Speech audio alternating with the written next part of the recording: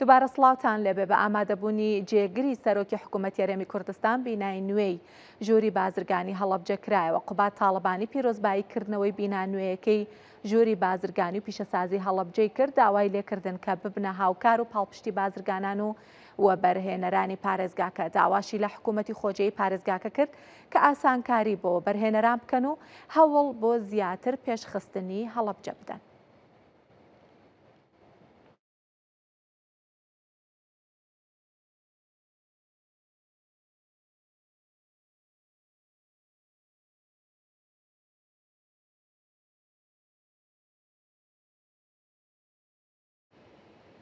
بە بۆنەی کردنەوەی بینای نوێی ژووری بازرگانی و پیشەسازی هەڵەبجە میوانێکمان وەرگرتووە لە بەرەوەی کە هەر ئەسڵەم بزانین بارودۆخی بازرگانی لە هەڵەبجە بە شێوەیەکە، لە بەرەوەی کە ئەزانین بەهۆی هەندێک تایبەتمەندی کە هەڵەبجە هەیەی زۆر بارودۆخێکی لەباری هەیە بۆ پێشخستنی ئەو کەرتە. تاهیر شێخ عێزەدین سەرۆکی ژووری بازرگانی و پیشەسازی هەڵەبجە بە شێوەی ڕاستەوخۆ لەگەڵمانە. سڵاوت لەبێ، زۆر بەخێر هاتی بۆ ئابووری کورسانی و سەرەتا با باسیەوە بکەین کە داوا کراوە بەڕێز کاقوبادیش داوای کردووە کە ئاسانکاری بکرێت بۆ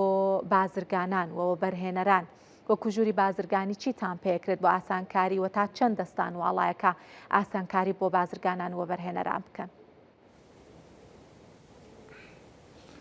بەڵێ،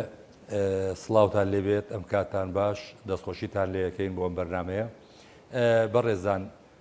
بەڕاستی کە کاقوبات داوای کرد کە ئێمە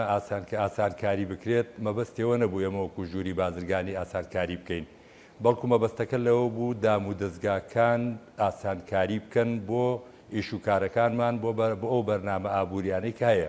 چونکو لە لای ئێمەوە ئاسانکاری خۆی هەر ئەبێ ئاسانکاری بێ، ئیشەکانمان داواکاریە. مەسەڵەن وەبەرهێن دێنین بۆ شارەکەمان، ئەم وەبەرهێنە پێویستی بە زەوی هەیە، پێویستی بە کارەبا هەیە، پێویستی بە ئیجازە و مۆڵەت هەیە،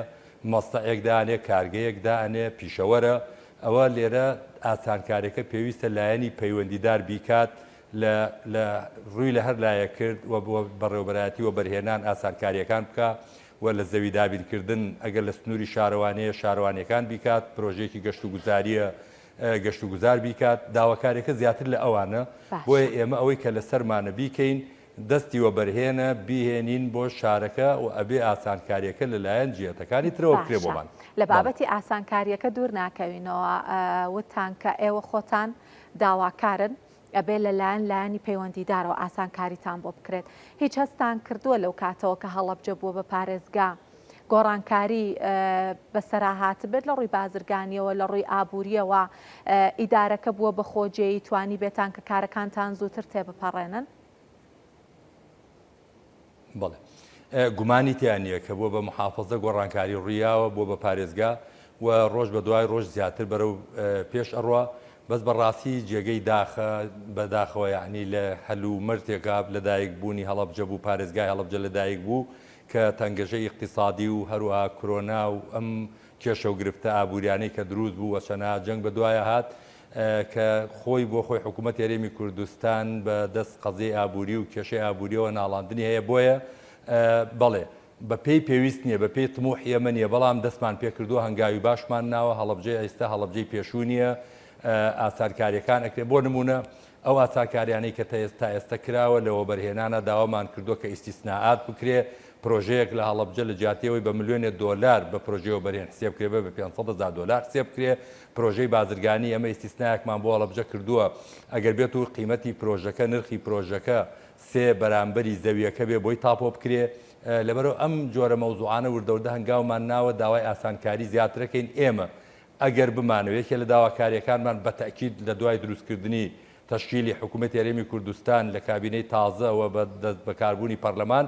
ئێمە داوای ئەوەکەین بەڕاستی ئەگەر ئەمانەوێ هەڵەبجە بێتە سەر پێ، هەڵەبجە لە ڕووی ئابووریەوە پێشکەوێ، ئەبێ کارێ بکەین و بەرهێنەران و ئەو کەسانی کە وەبەرهێنان ئەکەن و بازرگانان بێن بۆ هەڵەبجە. بەچی دێ بۆ هەڵەبجە؟ ئەبێت تموحی لە بەردەما هەبێت، چەندێ نیشتیمانیە ئەوەنەش بزنسمان بە دوای قازانجی خۆیان ئەگەڕێ. ئەگەر ئێمە توانین ئیعفایەکیان بۆ وەربگرین تایبەتمەندیەک بۆ هەڵەبجە کە شتێک ئەکرێتەوە، بۆ نمونە لە 150 نرخی کارەبا بدا، ئەوە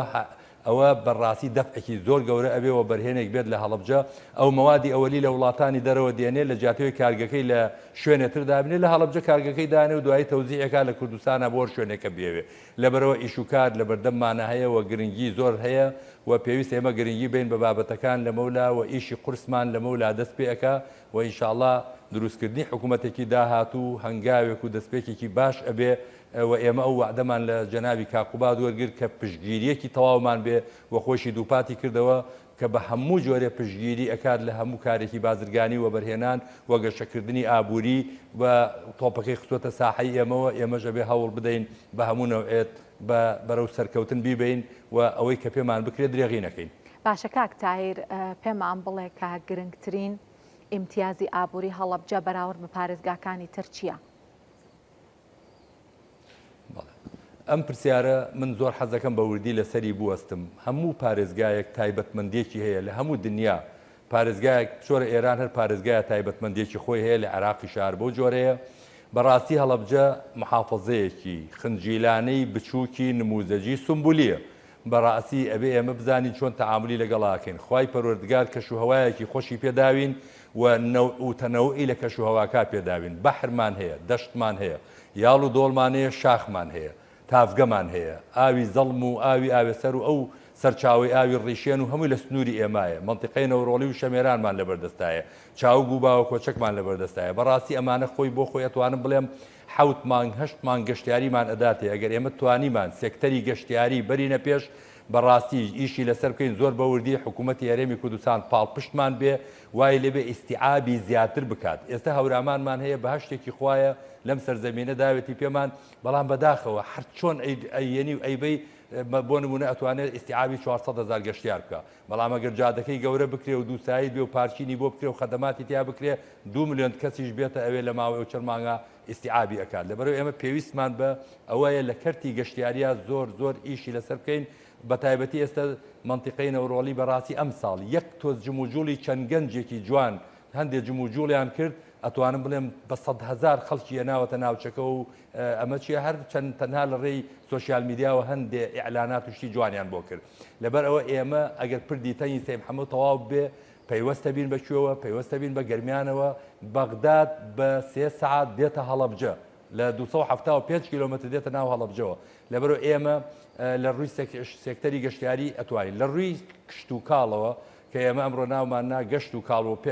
تاکیدی ئەو سیاسەتی جەنابی کاکوبادمان کردەوە چۆن گەشتیاریمانەیە کشت و کاڵمانەیە جوانترین ئەرزمانەیە کە کشت و کاڵ و بەرووبوومی کشت و کاڵی تیا بکرێ ئاوێکی زۆری جوان هەیە ئەمە ئەتوانین ئینجا سێهەمی لێ بەدەستبێنین پێ ئەوتێ تەسنیعی زەراعی واتە کشت و کاڵەکەمان بکەین بە سەناعەت لە بەرووبوومی حیوان و ماڵداری و ئاژەڵداری و پەلەوەر و لە بەرهەمێنانی هێلکە و پاشان شیرەمەنی و ئەمانە هەمووی پێویستی بە ئاڵف و بەدان هەیە ئەبێ چەنا مەعلەفی تیا بکرێتەوە و ئەبێ ئەو ئێرە بێتە سەناعەتێکی جوان لە دروستکردنی علەفە اینجا ئەو کارگەی کە ئەکرێتەوە کارگەی ئێستا کارگەمانەیە کە ئەنواعی شەربەتمان بۆ دروستەکە ئەتوانین هەموو میوەکان بکەین بە شەربەت و سرکەی هەڵەبجە و سێوی هەڵەبجە و چاو و باوە کۆچەک بەناوبانگە هەنارەکەمان بەناوبانگە ئەمانە بێ هەمووی بدەین لە یەک وە لە هەمووی گرنگتر کە من زۆر ئەوەش نەک لە هەمووی گرنگتر یەکێکە لە گرنگەکان بەڕاستی زۆر مەبەستمانە لە کاتێکی دیاریکرا و لە وەختێکی گونجاوە بە حکوومەت هەرێمی کوردستانی بگەێنین هەڵەبجە خاوەنی مۆنۆمنتی هەڵەبجەیە هەڵەبجە خاوەنی 5,000 شەهیدە خاوەنی قەزیەیەکی نەمرە خاوەنی سمبولێتی هەڵگرتووە ئەگەر بێت و لە حکوومەت هەرێمی کوردستانە ئەو ئێستا جیلێک پێگەیوە 37 ساڵ زیاتر تێپەڕیوە بەسەر کیمیابارانی هەڵەبجە ئاگای لە کیمیابارانی هەڵەبجە نیە ئەم جیلە ئەبێ ئێمە ئەم قەزە نەتەوەییە ئینسانیە سمبولیە ڕەمزی قوربانیدانە بەرز ڕاگرین ئەبێ هەموو مناڵێکی کورد ئەم قەزەیە لە ناو ناخیا هەبێ ئەویش حکوومەت هەرێمی کوردستان ئەتوانێ بیکات بە واجب لە مەرحەلەکانی خوێندنی بنەڕەتیە هەموو قوتابخانەی فڵانە پۆل کە دیاری ئەکا ئەبێ وەکو دەرسێکی عملی سەردانی مۆنومنتی هەڵەبجە بکەن و ئاشنا بن بە کێشە و گرفتە ئینسانیەکان و قوربانیەکانی هەڵەبجەتیایە لێرەوە بدانە سیر کە لە ڕۆژێ لە ساڵێکا چەند هەزار قوتابی دێتە هەڵەبجە و لە عینی کاتیشە وەکو گەشتیاریەکی سیاسی نەتەوەی وەتەنی لێدێ لە عینی کاتە ئاگاداری شەبین بە هەموو گرفتەکان بە هەموو ئازار و ئەشکەنجە و ژانەکانی ئەم میلەتە. اینجا ئێمە سێکتەری دینیمان هەیە، سیاحەتی دینیمان هەیە. بەڵێ کاک تاهیر باسیەوەتان کرد بێگومان بابەتێکی جوانتان و ڕۆژان بابەتی گەشتیاری و بابەتی کشت و کاڵیش لە هەڵەبجەیانی هەڵەبجە شوێنێکی زۆر گونجاو و لەبار ژینگەیەکی زۆر گونجاو و لەبارە بۆ بوژانەوەی هەموو سەکتەرە ئابوووریەکان و لە گەشتیاریەکەشە کە خۆی گەشتیاری چەند سەکتەرێکی هەیە بە تقریبێت توانین بڵین هەموو سەکتەرەکانی تایە گەشتیاری مێژوویی گەشتیاری ژینگەی بەهۆی ژینگە جوانەکەیەوە ئایا هیچ پلانێکی کورتخایەن و درێژخایەن هەیە بۆ ئەوەی کە پەرەی پێ بدرێ خۆ هەر نابێت چاولەوە بکەین کە ئەمە سروشتە جوانەکەی خوا پەیداوە ئەبێ هەندێک پلانیشمان بۆی هەبێ بۆی بتوانین بیکەین بە جەمسەرێکی گەشتیاری بۆ هەر چوار وەرزەکەی ساڵ هیچ پلانێکی کورتخایەن و درێژخایەن هەیە بۆ ئەمە؟ بەڵێ بەتەکید بەڕێوەبەرایەتی گەشت و گوزاری هەڵەبجە زۆر بە گەرمی لەنا ئەم مەوزوعایە و لە ڕێی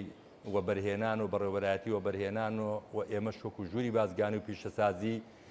ئەتوانم بڵێن لە ڕووی گەشتیاری و ئەمە سێ کوچکەیەکین ئەم سێ کوچکەیە ئیش ئەەکەین لەسەر ئەوە ئەبێ وەبەرهێن پیا بکەین ئەبێ کاری لەسەر بکەین و لە سەروی ئەمەشەوە بە هەمومانەوە ئەبێ پلان ئەبێ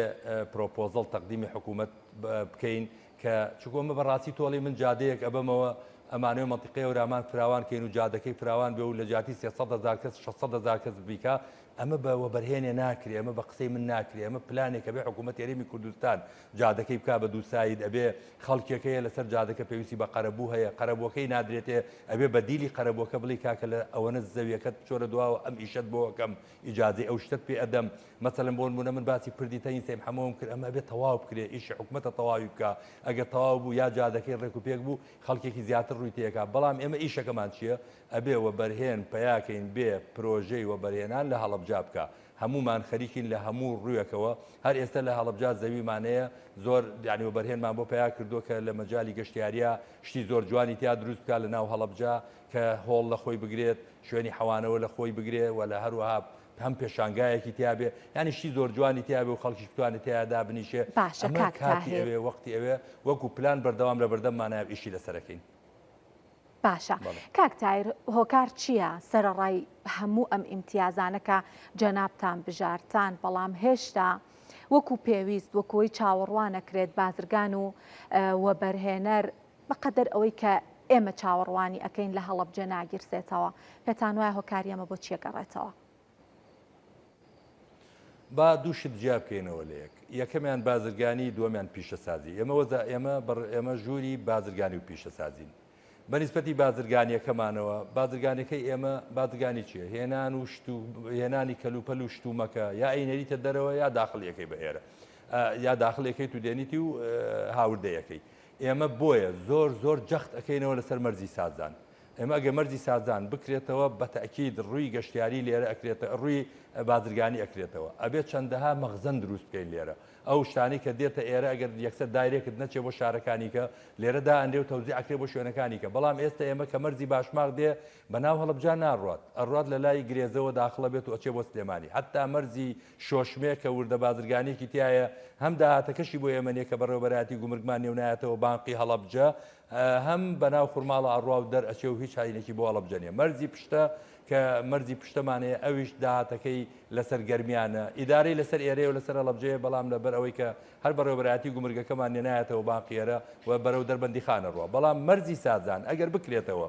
نزیکترین مەرز ئەبێت لە کرماشانەوە هەتا ئەگاتە هەموو محافزەکان و بە سلێمانیشەوە هەتا لە تەوێڵەش نزیکترە 7 کیلۆمەتر لە تەوێڵە نزیکترە ئەگەر بێت و مەرزی سازان بکەینەوە جادەکەشی خۆشترە ئەو جادە ناڕەحەتەوە ئەو ئەزمە و قەرباڵقی ناو پاوەش لە ئەبا لەو لاشەوە بە سەدا بەعنی بە زیاد لە 100 کیلۆمەتر نزیکترە ئەگە شتێک لە کرماشانەوە بچێتە مەریوان و لە مەریوانەوە بێتە باشماخ و داخڵ بکرێ ئێمە ئەمەمان ئەگەر بۆ بکرێتەوە بۆیە زۆر جەخت لە مەرزی سازانەکەینەوە و بەردەوام ئیشی لەسەرەکەین ئەوە کاری بازرگانیمان بۆ دروستەکە بەنسبەتی پیشەسازیوە کێشەیەکمان لە پیشەسازیە هەیە حەزەکەم بۆ ڕوون بکەمەوە پیشەسازی کە دۆ دێت کە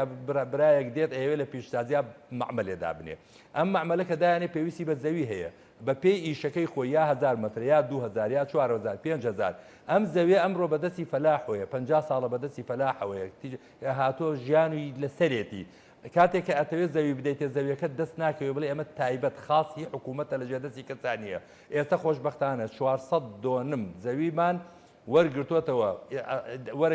وەرگیراوەتەوە لە زەراعەت دراوە بە بەڕێوەبەرایەتی و بەرهێنانی هەڵەبجە. ئەکرێت 40 تا 50 مەشروعی تیادا بنێ مەشروعی پیشەسازی کە خەڵک بێ لێرە پیشەسازی بکە و کارگەکەی بێنێتە ئێرە هەر کارگەیەکە بێ موادی ئەوەلی لە وڵاتانەوە بۆ دێنێ لێرە دایانێ و تەحویلێکە. بەڵام ئەم 402 پێویستی بە قەرەبوو هەیە. قەرەبووەکەی جوتیارەکان بەڕەسمی کە تەرخان کراون ناگاتە ملیۆنی دۆلار. ئەم ملیۆنە دۆلارە بێ حکوومەت بیدا تا ئێستا حکوومەت هێرێمی کوردستان ئەوەی ئەو خەرەپۆی نەداوەتەوە تا بەرنمەیەکدا بندێ چۆن ئەرزەکان تەوزیع بکەوە و بێنە ئێرە. لەبەرەوە لێرەوە داواکەین کە حکوومەت هێرێمی کوردستان لێرەوە ئەتوانێت پاڵپشت بێ کە ملیۆنە دۆلار هیچ نییە ئەگەر بیداتەوە بە قەرەبووی 30-40 فەلاحە لە ئەرزیان لەوێ هەیە کە ژیانیان لەسەری بووە ئەگەر ئەوانی لێ دەربچن دەرگایەکی زۆری پیشسازیمان بۆ ئەکرێتەوە. ئومێدەوارین داهاتوو ڕۆشنتر و سپیتر بێ بۆمان. ئێمە شیوادارین. کاک تاهیر پرسیارێکی ترم ئەوەیە کە قەبارەی بازرگانی لە سنوورەکان و دەواازەکانی هەڵەبجە جەنابەت باسی مەرزی سازانت کردووە ئەو هاو سنووریە کە هەڵەبجە هەیەی لەگەڵ ڕۆژهەڵاتی کوردستان و لەگەڵ ئێران دیارامە ئیمتیازێکی باشە لە بەرەوەی کە ئێران و هەرێمی کوردستان دوو هاوبەشی گەورەی بازرگانین پێکەوە. قەبارەی بازرگانی لە سنوورەکان و دەواازەکانی هەڵەبجە لە کاتی ئاساییە بەراورد بە ئێستا کە ئەزاین بارودۆخی ئێران هەندێک گۆڕانکاری بەسەرا هاتووە هیچ گۆڕانکاری بەخۆیەوە بینیوە و دابەزینی بەخۆیەوە بینیوە وەکو ئێوە بە پێدا تاو ئامار و ژمارەکان بزانن. بەداخەوە وتکوتم ئەو دوو مەرزە لە بەرۆی زۆر ڕەبتی بە ئێمەوە نییە تەنها ئیداری ئەدرێ لێرەوە و داهاتەکەشی بۆ ئێمە نییە. سەرێشەکەی هەیە زۆر باشە قەیناکە پێمان خۆشە چووک و خەڵکێکی خستۆتە ئیشەوە وردەکاری تەواو بەڵام من ئاگادارم بە تایبەتی مەرزی شۆشمێ زۆر تەسیری لێ نەکردووە ئیشەکان لەبەر ئەوەی